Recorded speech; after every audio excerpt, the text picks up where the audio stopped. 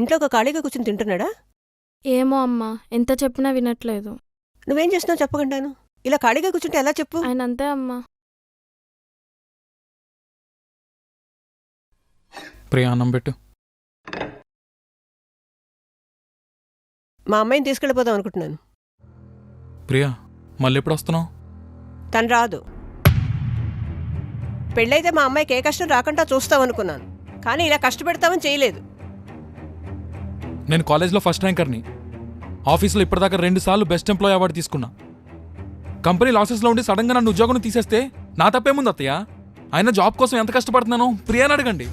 ఊర్లో మీ అల్లుడికి ఉద్యోగం లేదని నలుగురు 4 మాటలు అంటుంటే మరి సమాధానం చెప్పుకోలేకపోతున్నాం.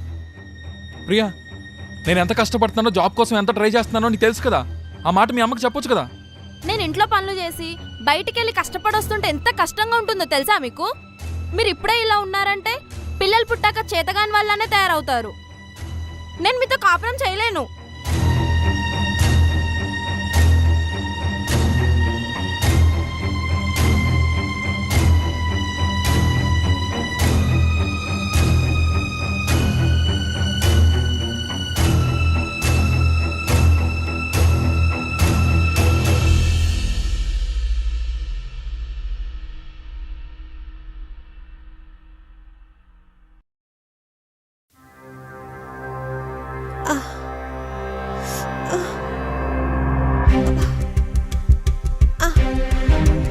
అబ్బా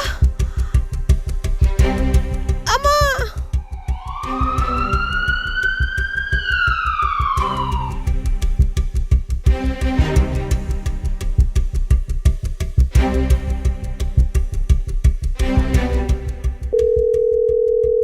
హలో చెప్పు.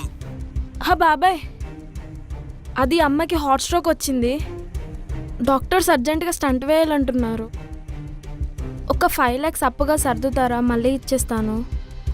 డబ్బులా? మాకు ఇల్లు కట్టుకోవడానికే డబ్బులు లేవంటే నువ్వు మళ్ళీ వచ్చి డబ్బులు అడుగుతున్నావు.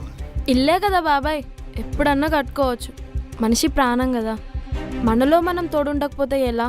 మొన్న ఆస్తి తగాదాల్లో మీ అమ్మ ఎంత పవర్గా మాట్లాడింది. అప్పుడు గుర్తు రాలేదా బంధాలు బంధుత్వాలు? ఆపరేషన్ అప్పుడు పిలువు, వస్తాం. హలో హలో హలో బాబాయ్, హలో.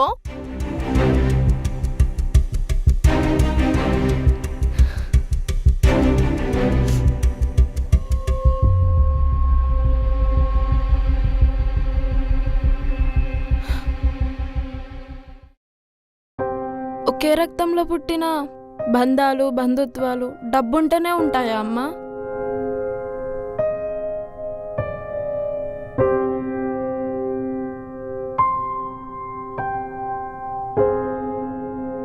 అత్తయ్యకి ఆపరేషన్ మావి చెప్పారు.